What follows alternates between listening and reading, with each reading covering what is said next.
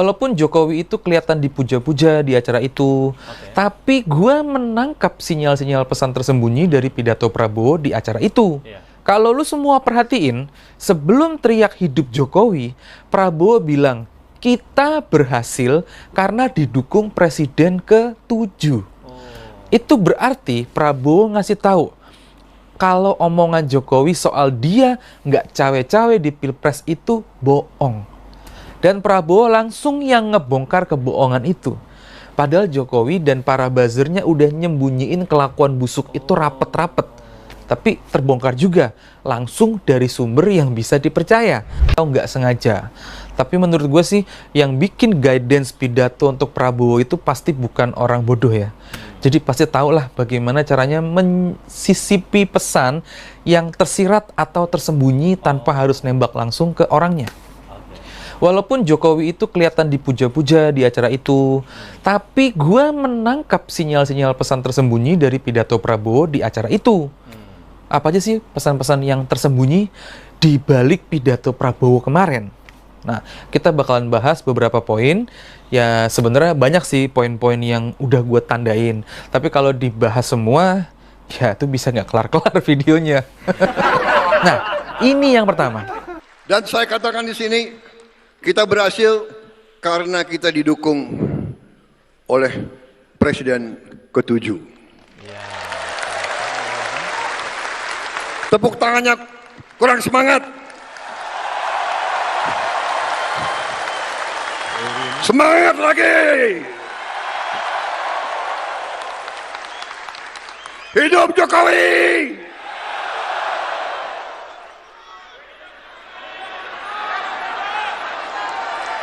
Mawar kelihatan seneng banget dengan video ini. Mereka menggaungkan narasi bahwa Prabowo dan Jokowi makin mesra dan orang-orang yang mau memisahkan mereka itu gagal. Serangan narasinya mereka tuh ke siapa lagi kalau bukan ke PDI Perjuangan. Tapi sayangnya mereka kelewatan seneng dengan teriakan hidup Jokowi, tapi nggak memperhatikan kalimat demi kalimat sebelum dan sesudah teriakan hidup Jokowi. Kalau lu semua perhatiin, sebelum teriak hidup Jokowi, Prabowo bilang, kita berhasil karena didukung Presiden ke-7. Itu berarti Prabowo ngasih tahu, kalau omongan Jokowi soal dia nggak cawe-cawe di Pilpres itu bohong. Dan Prabowo langsung yang ngebongkar kebohongan itu. Padahal Jokowi dan para buzzernya udah nyembunyiin kelakuan busuk itu rapet-rapet. Tapi terbongkar juga langsung dari sumber yang bisa dipercaya, yaitu Presiden Prabowo. Pertanyaannya, dengan apa Jokowi cawe-cawe di Pilpres kemarin? Untuk Pilpres itu kan harus punya kekuatan partai, tapi dia nggak punya partai. Jadi dia cawe-cawe pakai apa?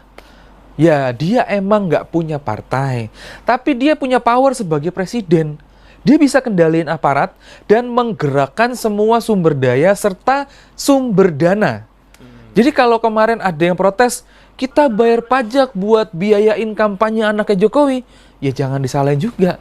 Karena bisa jadi itu benar. Karena cuma dengan cara itu, Jokowi bisa cawe-cawe. Sekaligus menanamkan jasa politik kepada Prabowo. Supaya bisa tetap ikut dalam tanda kutip, bermain di pemerintahan Prabowo dengan menitipkan anaknya untuk jadi wapres. Nah, kemarin-kemarin kan kalau ada yang bilang Jokowi itu cawe-cawe di Pilpres, para buzzernya protes melulu tuh. Ya, paling tidak kalau kita uraikan ada 7 jasa PDI Perjuangan dalam karir politik Joko Widodo dan keluarga. Sebelum akhirnya menjadi presiden dan sekarang sudah pecah kongsi dengan PDI Perjuangan ya. Jasa Partai Demokrasi Indonesia Perjuangan PDIP dalam karir politik Jokowi dan keluarganya dapat diketahui dalam banyak informasi. Ya, dukungan PDI Perjuangan itu mengantarkan Jokowi jadi wali kota Solo hingga 2 periode dan jadi gubernur dan jadi Presiden Republik Indonesia 2 periode. Hubungan PDI Perjuangan dan Jokowi serta keluarga menjadi sorotan publik setelah partai yang dibesut Megawati Soekarno Putri itu resmi memecat Jokowi dan keluarganya dari anggota partai pada 16 Desember 2024. Tidak hanya Jokowi, anak dan menantunya Gibran Rakabuming Raka yang kini menjabat sebagai Wakil Presiden Republik Indonesia, dan Bobi Nasution yang menjadi Gubernur Sumatera Utara terpilih juga terkena sanksi yang sama. SK pemecatan Jokowi teregistrasi dengan nomor 1649 strip KPTS strip DPP strip angka Romawi 12 strip 2024, sementara SK pemecatan Gibran teregistrasi dengan sekian dan juga Bobi Nasution. Jokowi dipecat dari PDI Perjuangan karena dinilai menyalahgunakan kekuasaannya untuk mengintervensi Mahkamah Konstitusi, sementara Bobi Nasution dan Gibran Rakabuming Raka lantaran dinilai melanggar kode etik partai. Terhitung setelah dikeluarkannya surat pemecatan ini, maka DPP PDI Perjuangan tidak ada hubungan dan tidak bertanggung jawab atas segala sesuatu yang dilakukan oleh saudara Joko Widodo, ujar Komarudin dalam keterangan melalui video.